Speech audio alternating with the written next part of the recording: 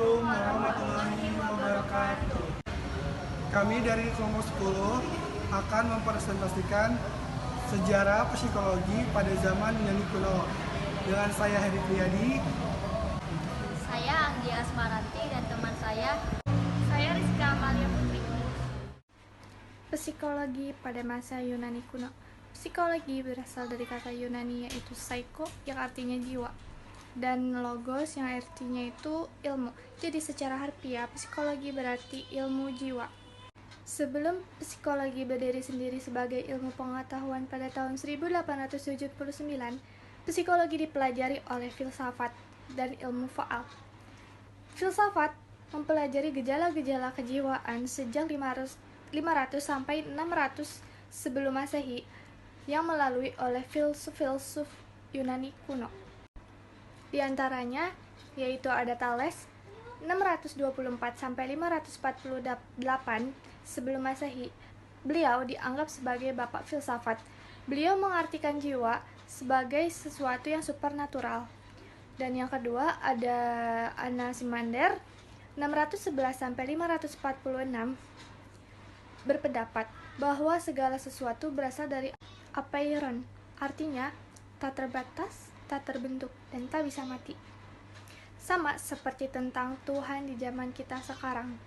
Anaximenes 490 sampai 430 sebelum Masehi percaya bahwa jiwa itu ada karena segala sesuatu berasal dari udara. Empedokles 490 sampai 430 sebelum Masehi menyatakan bahwa ada 4 elemen dasar alam. Yang pertama yaitu ada bumi atau tanah, yang kedua ada api, yang ketiga ada air, dan yang terakhir ada udara. Sedangkan manusia dianalogikan sama. Yang terakhir ada Hippocrates 460 sampai 370 sebelum Masehi yang dikenal sebagai bapak ilmu kedokteran yang beranggapan bahwa manusia dapat digolongkan 4 tipe kepribadian. Yang pertama ada tipe sanguin yang artinya riang, yang kedua ada tipe melankolis yang artinya murung, dan yang ketiga ada tipe kolerik artinya cepat beraksi, dan yang terakhir ada tipe flegmatis yang artinya lamban. Jadi kalian semua bisa melihat di sini ada contoh gambar Hippocrates, dan untuk slide selanjutnya ada contoh gambar Thales. Untuk slide selanjutnya di sini ada tokoh yang berperan penting terhadap perkembangan psikologi untuk ratusan tahun ke depan, yaitu trio SPA. Yang pertama ini ada Socrates, yang kedua ada Plato, dan yang ketiga ini ada Aristoteles. Untuk slide selanjutnya akan dibacakan oleh Heri Priyadi. Plato adalah murid Socrates dan Aristoteles murid Plato. Socrates memperkenalkan teknik meutik, yaitu wawancara untuk memancing keluar pikiran-pikiran dari seseorang. Plato kemudian berteori bahwa jiwa manusia mulai masuk ke tubuh sejak dalam kandungan dan mempunyai 3 fungsi, yaitu logisikon atau akal yang berpusat di kepala, tomatikon atau rasa yang berpusat di dada, dan abdomen atau kehendak yang berpusat di perut. Aristoteles menyumbangkan pikiran yang sangat penting dalam tulisannya yang berjudul De Anima. Dia mengatakan bahwa makhluk terbagi dalam 3 golongan, yaitu anima vegetativa atau tumbuh-tumbuhan, anima sensitiva atau hewan, dan anima intelektiva atau manusia. Pemikiran para filsuf Yunani kuno berkembang terus sampai pada zaman Renaissance, yaitu zaman revolusi ilmu pengetahuan di Eropa, yaitu René Descartes pada tahun 1596 sampai 1650.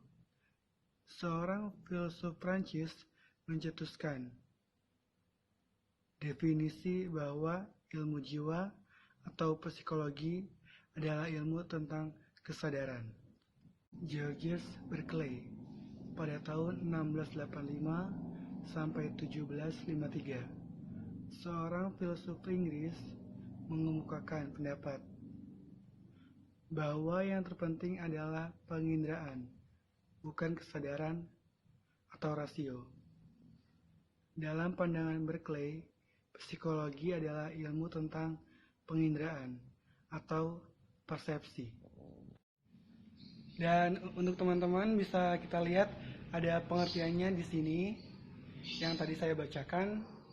Ada contoh gambar dari Socrates di sini, ada Plato, ada Aristoteles, dan juga ada René Descartes dan Georges Berkeley di sini.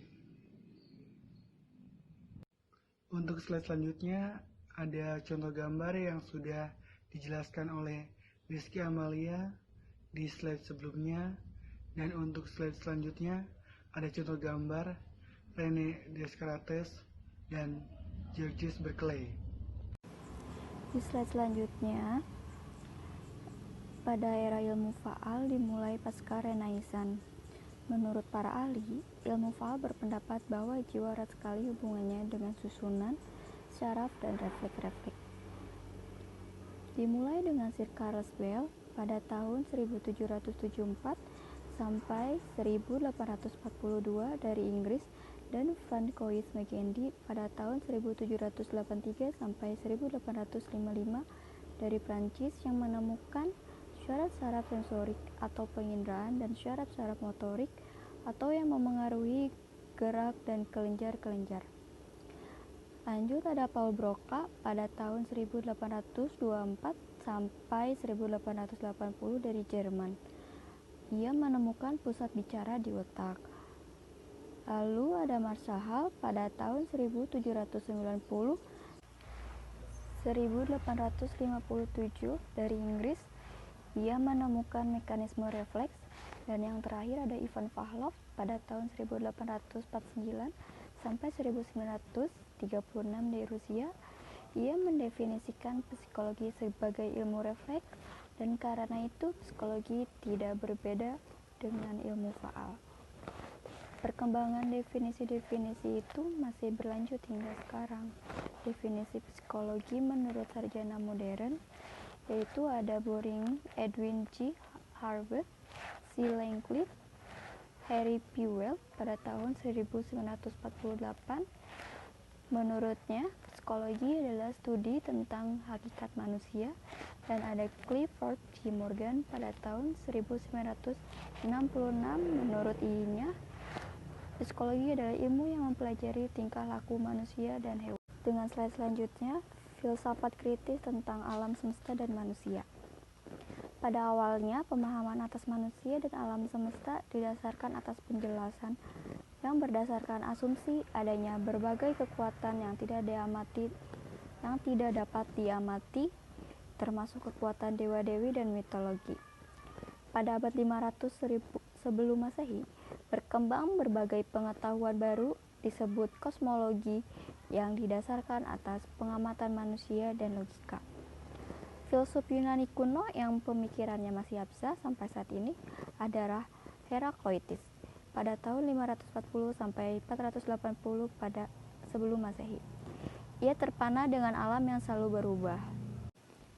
Menurut observasinya, alam semesta terdiri dari berbagai substansi yang selalu berubah.